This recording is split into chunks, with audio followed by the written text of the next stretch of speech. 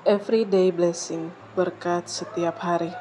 Dare to apologize, berani meminta maaf. Roma 12 ayat 18.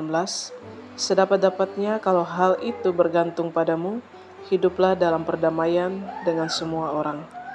Meminta maaf kepada orang lain sama pentingnya dengan memberi maaf kepada orang lain. Meski begitu, tidak semua orang mau melakukannya. Di Jepang, beberapa orang menjadikan hal ini sebagai peluang usaha. Mereka membuka perusahaan jasa untuk meminta maaf.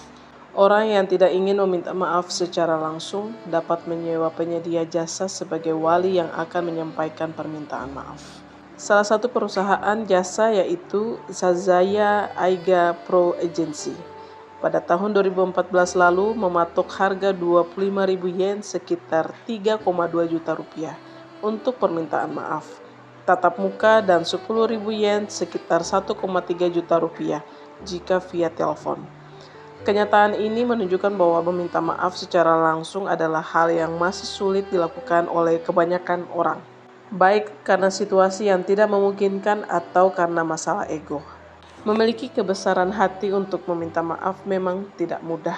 Tetapi meminta maaf saat melakukan kesalahan sesungguhnya adalah sebuah sikap yang bertanggung jawab dan akan memulihkan sebuah relasi.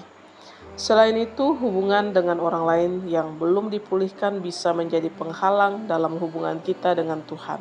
Tuhan Yesus mengajarkan bahwa jika kita datang mempersembahkan korban kepada Tuhan dan teringat kepada saudara teman yang sakit hati pada kita, maka segeralah untuk meminta maaf. Matius 5 ayat 23-24. Dengan meminta maaf, hubungan kita dapat dipulihkan yang akhirnya dapat menyembuhkan penyakit.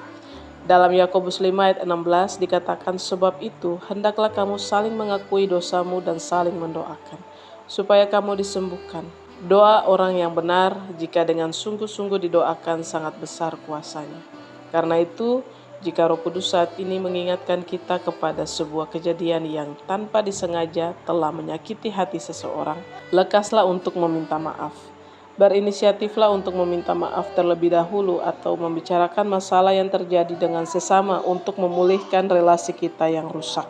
Percayalah, orang yang memiliki niat yang baik dan tulus untuk memperbaiki keadaan yang kurang baik akan mendapatkan berkat dalam hidupnya.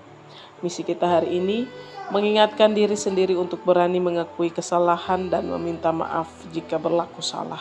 Mari kita berdoa.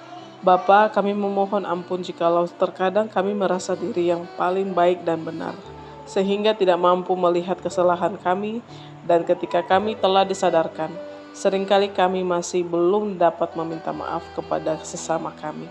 Mampukan kami untuk senantiasa hidup rendah hati dan mengakui kesalahan kami. Dalam nama Tuhan Yesus kami berdoa. Amin.